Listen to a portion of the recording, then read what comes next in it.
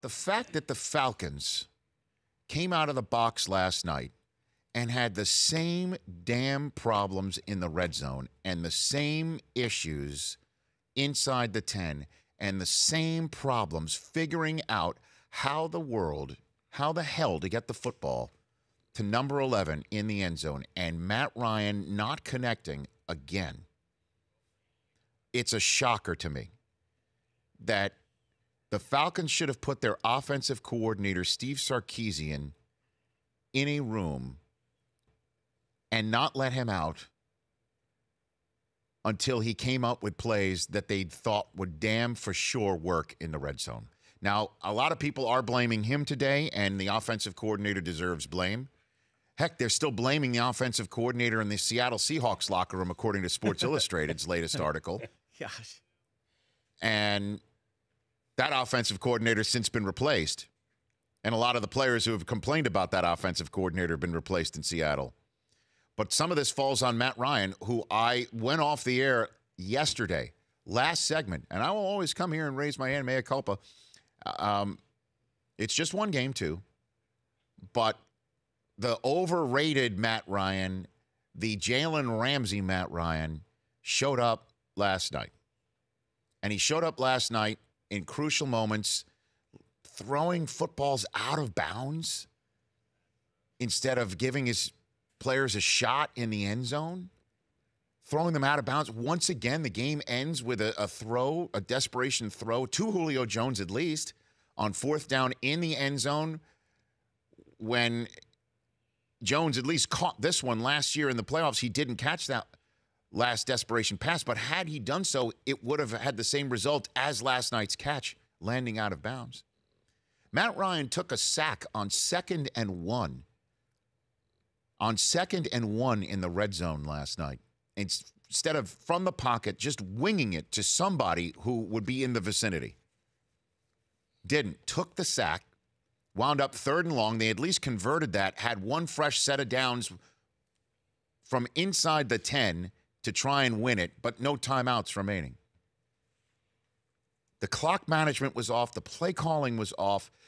The Falcons looked like that guy or gal that you went to high school with that was the biggest idiot on the planet that you then saw at the 10-year reunion a decade later. Where are you going with this? That you saw at the reunion a decade later, and they didn't advance a day. They didn't improve a single bit. There wasn't a single ounce of maturing. It was the same idiot you went to high school with. How does that – I mean, Falcons fans should be outraged today, and I'm the guy who understands it's a marathon, not a sprint. You can't overreact. There are 15 games left in the season for them. They are still a very talented bunch, but I'll tell you what. Dan Quinn said after the game, we are going to score in the red zone, and there are reasons to think that you can, because it seems like the Eagles just have this red zone kryptonite from Matt Ryan.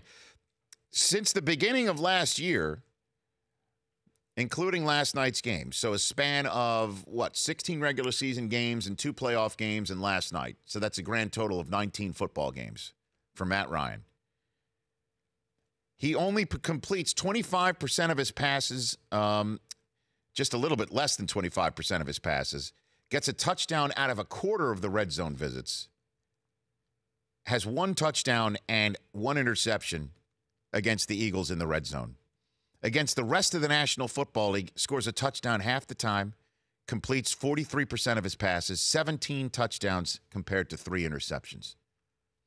So maybe, just maybe, okay, they don't play the Eagles again, and the Eagles just have their number.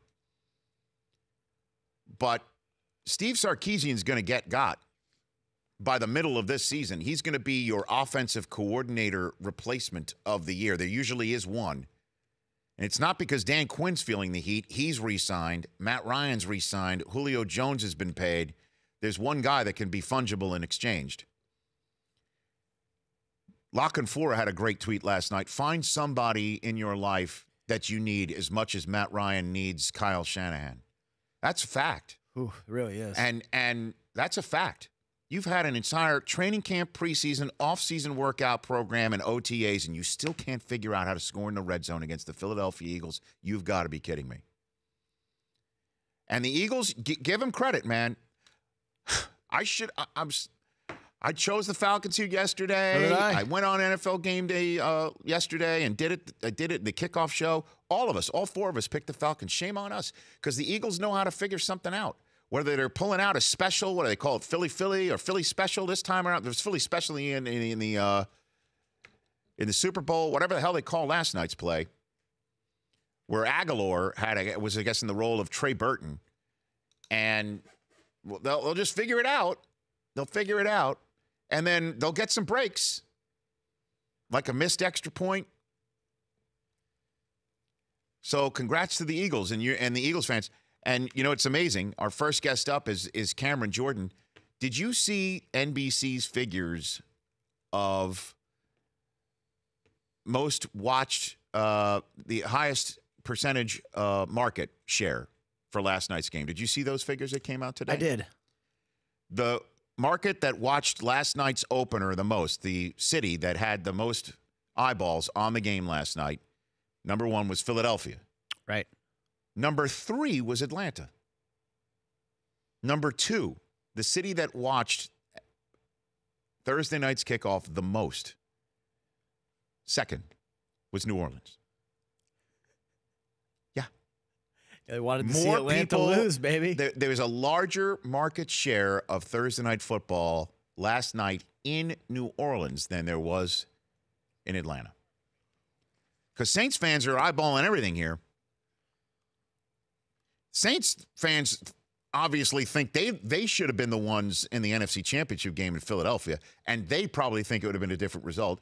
And they won the division last year, and they probably were sitting back. Sean Payton, who can coordinate with his eyes blindfolded, must be sitting back last night, watching that last night, like Red Auerbach, hands behind his head, feet up on the desk, cackling with a cigar in his mouth. That with Julio Jones and Mohamed Sanu, I'm a broken record when it comes to, I don't even want to go over their roster. And I know Devontae Freeman was hurt. You're going to give an update on his health.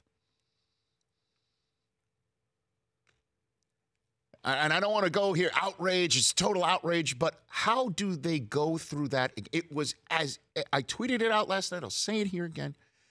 It's like the horror movie. You know the calls are coming from within the house. And remarkably, it winds up with a red zone finale. And you know, you're screaming at the screen, don't go through that door. Don't go through that door. Choose something else. Stay where you are.